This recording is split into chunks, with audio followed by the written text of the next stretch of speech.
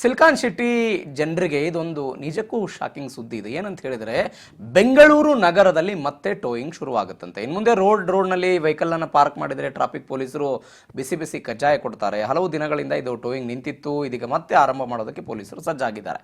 ಇನ್ನು ಮುಂದೆ ಎಲ್ಲೆಂದರಲ್ಲಿ ಗಾಡಿ ನಿಲ್ಲಿಸಿದ್ರೆ ಎತ್ತಂಗಡಿ ಮಾಡೋದು ಫಿಕ್ಸ್ ಅಂತ ಹೇಳಲಾಗ್ತಿದೆ. ಇತ್ತೀಚೆಗೆ ಬೆಂಗಳೂರು ಉಸ್ತುವಾರಿ ಸಚಿವ DCM DK ಶಿವಕುಮಾರ್ ಅವರು ಬೆಂಗಳೂರು ನಗರದಲ್ಲಿ 21 ದಿನ ವಾಹನಗಳನ್ನು ಒಂದೇ ಕಡೆ ಪಾರ್ಕ್ ಮಾಡಿದ್ರೆ ಹರಾಜು ಮಾಡ್ತೀವಿ ಅಂತ ಹೇಳಿದ್ರು.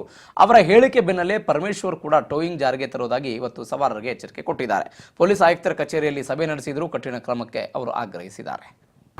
ದೊಡ್ಡದು ತುಂಬಾ ಜಾಸ್ತಿ ಟ್ರಾಫಿಕ್ ನಮಗೆ ಬ್ಲಾಕ್ ಆಗ್ತಾ ಇರೋದು ಸಾಯಂಕಾಲ 5 ಗಂಟೆಯಿಂದ ರಾತ್ರಿ 9 ಗಂಟೆವರೆಗೂ.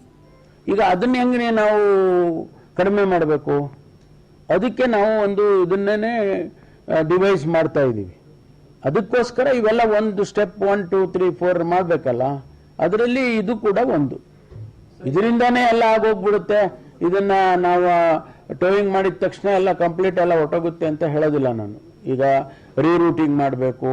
ಔಟ್ಸೈಡ್ ಹೋಗೋ ವೆಹಿಕಲ್ಸು, ಬೇರೆ ಊರಿಗೆ ಹೋಗೋ ವೆಹಿಕಲ್ಸು, ಬಸ್ ಇದೆ, ಅವನಿಗೆ ನಾವು ಒಂದು ರೂಟ್ ಕೊಟ್ಟಿರ್ತೀವಿ. ಆ ರೂಟಲ್ಲಿ ಬ್ಲಾಕ್ ಆಗಿಬಿಡುತ್ತೆ. ಮಳೆ ಬಂದು ಏನೋ ಬ್ಲಾಕ್ ಆಗಿರುತ್ತೆ. ಕೆಲಸ ಮಾಡಿ BMRCLನವರು ಕೆಲಸ ಮಾಡಿ ಡೆಬ್ರಿಸ್ ಹಾಕ್ಬಿಟ್ಟಿರ್ತಾರೆ. ಆ ಬಸ್ನವನು ಎಲ್ಲ ಹೋಗ್ಬೇಕು. ಆಗ ಟ್ರಾಫಿಕ್ ಬಂದಾಗುತ್ತೆ. ಅವನಿಗೆ ಡೈರೆಕ್ಷನ್ ಬೇರೆ ಕಡೆ ಕೊಡಬೇಕು. ಇಂಥದ್ದೆಲ್ಲ ಕೆಲವು ಒಂದೇ ದಿವಸದಲ್ಲಿ ಒಂದೇ ಮೆಥಡ್ನಲ್ಲಿ ಟ್ರಾಫಿಕ್ ನಾಳೆ ಬೆಳಗ್ಗೆ ಬೆಂಗಳೂರಲ್ಲಿ ಫಸ್ಟ್ ಕ್ಲಾಸ್ ಆಗ್ಬಿಡುತ್ತೆ ಅಂತ ಹೇಳೋದಿಲ್ಲ ನಾನು. ಆಗೋದು ಇಲ್ಲ.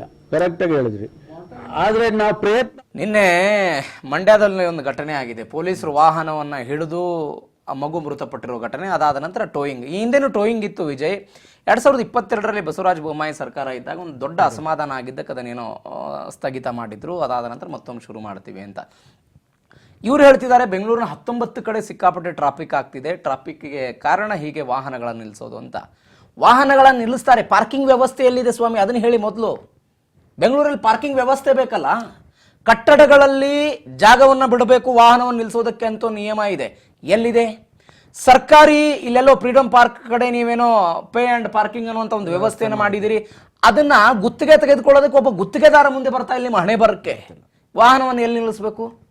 ಬೆಂಗಳೂರಿನಲ್ಲಿ 723 ಇದು ಇದೆ ಅಂತೆ, ರಸ್ತೆಗಳಿವೆ ಅಂತೆ. ಆ 723 ರಸ್ತೆಗಳಿಗೆ ಪೇ ಅಂಡ್ ಪಾರ್ಕಿಂಗ್ ಮಾಡೋದಕ್ಕೆ ಗುತ್ತಿಗೆದಾರನ ಕರೆದ್ರೆ 2 ವರ್ಷಗಳಿಂದ ಒಬ್ಬ ಗುತ್ತಿಗೆದಾರ ಬರ್ತಾ ಇಲ್ಲ. ವಿಜಯ್, 1,20,00,000 ವಾಹನ ಇರೋದು ಬೆಂಗಳೂರಲ್ಲಿ. 1,20,00,000 ವಾಹನ ಇದೆ. ಪ್ರತಿನಿತ್ಯ ಬೆಂಗಳೂರಿನಲ್ಲಿ 1,200 ವಾಹನಗಳು RTOನಲ್ಲಿ ರಿಜಿಸ್ಟರ್ ಆಗ್ತಾ ಇದೆ. 1,200 ವಾಹನಗಳು ರಿಜಿಸ್ಟರ್ ಆಗ್ತಾ ಇರೋದು. ಈ ಎಲ್ಲ ವಾಹನಗಳಿಗೆ ಒಂದು ಸುಸಜ್ಜಿತವಾದಂತಹ ಪಾರ್ಕಿಂಗ್ ವ್ಯವಸ್ಥೆ ಬೇಕಲ್ಲ. ಈಗ ನಮ್ಮದೇ ವಸಂತ ನಗರದ ಉದಾಹರಣೆ ತೆಗೆದುಕೊಂಡ್ರೆ ಎಲ್ಲಿದೆ ಪಾರ್ಕಿಂಗ್ ವ್ಯವಸ್ಥೆ? ಮೊಬೈಲ್ ಪಾರ್ಕಿಂಗ್ ವ್ಯವಸ್ಥೆ ಅದು ಇದು ಅಂತ ಸ್ಮಾರ್ಟ್ ಪಾರ್ಕಿಂಗ್ ಮಾಡ್ತೀವಿ ಅಂತ ಹೇಳಿದ್ರು. ಸ್ಮಾರ್ಟ್ ಪಾರ್ಕಿಂಗ್ ಎಲ್ಲಿದೆ? ನಿಮ್ದು ಹಣೆ ಬರುತ್ತೆ. ಅದೆಲ್ಲ ಯಾವುದೋ ಒಂದು 2-3 ಕಡೆ ಮಾಡಿದ್ರು. ಅದೆಲ್ಲ ಅಟರ್ ಫ್ಲಾಪ್ ಆಯ್ತು, ಫೇಲ್ಯೂರ್ ಆಯ್ತು. ಇವತ್ತಿಗೂ ಆ ಪಾರ್ಕಿಂಗ್ ವ್ಯವಸ್ಥೆಯನ್ನ ನೋಡೋಕ್ ಕೂಡ ಸಿಗ್ತಾ ಇಲ್ಲ ಪ್ರವೀಣ. ಆಮೇಲೆ ಇವತ್ತೇನು ಟೂಯಿಂಗ್ ವ್ಯವಸ್ಥೆಯಿಂದ ಅವರೇ ಒಪ್ಕೊಳ್ತಾ ಇದ್ದಾರೆ. ಗೃಹ ಮಂತ್ರಿಗಳೇ ಹೇಳ್ತಾ ಇದ್ದಾರೆ ಇದರಿಂದ ಸಂಪೂರ್ಣವಾಗಿ ನಿಯಂತ್ರಣ ಆಗಲ್ಲ ಅಂತ. ಈ ಹಿಂದೆ ಕೂಡ ಟೂಯಿಂಗ್ ವ್ಯವಸ್ಥೆ ಇದ್ದಾಗ ಜನರಿಗೆ ಉಪಕಾರ ಆಗಿದ್ದಕ್ಕಿಂತ ದರೋಡೆ ಜಾಸ್ತಿ. ದರೋಡೆ ಆಯ್ತು. ಆಮೇಲೆ ಈ ಪ್ರೈವೇಟ್ ಕಂಪನಿಗಳಿಗೆ ಕಾಂಟ್ರಾಕ್ಟ್ ಕೊಟ್ರು, ಅವರು ಬಂದ್ರು, ಅವ್ರಿಗೆ ಇಷ್ಟಂತ ಟಾರ್ಗೆಟ್. ಒಂದೊಂದು ಸಾರಿಗೆ ಪೊಲೀಸ್ ಠಾಣೆಗೆ ಇಷ್ಟ ಅಮೌಂಟ್ ಅನ್ನ ನೀವು ವಸೂಲಿ ಮಾಡಬೇಕು ಅಂತೇಳಿ ಟಾರ್ಗೆಟ್ ಕೊಡೋದು. ಒಂದೊಂದು ಸಂಚಾರಿ ಠಾಣೆಗೆ 2 ಟೋಯಿಂಗ್ ವಾಹನ ಇದೆ ಅಂತ. ಎಷ್ಟು ಸಂಚಾರಿ ಠಾಣೆ ಇದೆ ಬೆಂಗಳೂರಲ್ಲಿ? ಎಷ್ಟು ಲೆಕ್ಕ ಆಯ್ತು ಅದನ್ನು ಇಮ್ಯಾಜಿನ್ ಮಾಡ್ಕೊಳ್ಳಿ. ಎರಡನೇದು, ಇವರು ಮೆಟ್ರೋ ಸ್ಟೇಷನ್ ಬೇರೆ ಬೇರೆ ಕಡೆ ಮಾಡಿದ್ದಾರೆ. ಸಿಕ್ಕಾಪಟ್ಟೆ ಕಾಸ್ಟ್ಲಿ. 1 ಅವರ್ಗೆ 60 ರೂಪಾಯಿ 70 ರೂಪಾಯಿ ಚಾರ್ಜ್ ಮಾಡಿದ್ರೆ ಎಲ್ಲಿಂದ ಬಡವರಿಗೆ ಯಾವುದೋ ಒಂದು ಕೆಲ್ಸಕ್ಕೆ ಹೋಗ್ಬೇಕು, ತಿಂಡಿ ಮಾಡೋದಕ್ಕೆ ಹೋಗ್ಬೇಕಪ್ಪ, ಹೋಟೆಲ್ಗೆ ಹೋಗ್ಬೇಕು, ಅಲ್ಲೇ ಹುಡ್ಕೊಂಡು ಹೋಗಕ್ಕೆ ಸಾಧ್ಯ ಆಗುತ್ತಾ? ಏನಿದೆ ಹಂಗಾದ್ರೆ ವ್ಯವಸ್ಥೆ? ಮೊದಲು ವ್ಯವಸ್ಥೆಗಳನ್ನ ಸರಿ ಮಾಡೋ ಕೆಲಸ ಆಗ್ಬೇಕು. ವ್ಯವಸ್ಥೆಗಳನ್ನ ಸರಿ ಮಾಡದೆ ಟೋಯಿಂಗ್ ಅನ್ನ ಮಾಡೋದನ್ನ ನೀವು ವಾಪಸ್ ಮತ್ತೆ ದರೋಡೆ ಮಾಡೋದಕ್ಕೆ ತಯಾರಿ ಮಾಡ್ಕೊಡ್ತೀರಿ ಅನ್ನೋದಾದ್ರೆ ಏನಾಗುತ್ತೆ? ನಾವೇನೋ ಒಂದು ಮಾಡ್ತಿದೀವಿ ಅಂತ ತೋರಿಸ್ಬೇಕು ಅಷ್ಟೇ. ಅದ್ರ ಜೊತೆಗೆ ದುಡ್ಡು ಕಿತ್ಕೋಬೇಕು ಅಷ್ಟೇ. ಈಗ ರೋಡ್ ಹಾಕಕ್ ಆಗ್ಲಿಲ್ಲ, ಗುಂಡಿ ಮುಚ್ಚಕ್ ಆಗ್ಲಿಲ್ಲ, ಅಥವಾ ಒಳ್ಳೆ ಸಂಪರ್ಕ ವ್ಯವಸ್ಥೆಯನ್ನು ಕಲ್ಪಿಸಿಕೊಡೋದಕ್ಕಿಂತ ಇದುವರೆಗೂ ಆಗ್ಲಿಲ್ಲ. ಸೊ ಇವೆಲ್ಲ ಆಗದೇನೆ ಟ್ರಾಫಿಕ್ ಏನು ನಿಯಂತ್ರಣ ಮಾಡೋಕ್ಕೂ ಸಾಧ್ಯ ಇಲ್ಲ.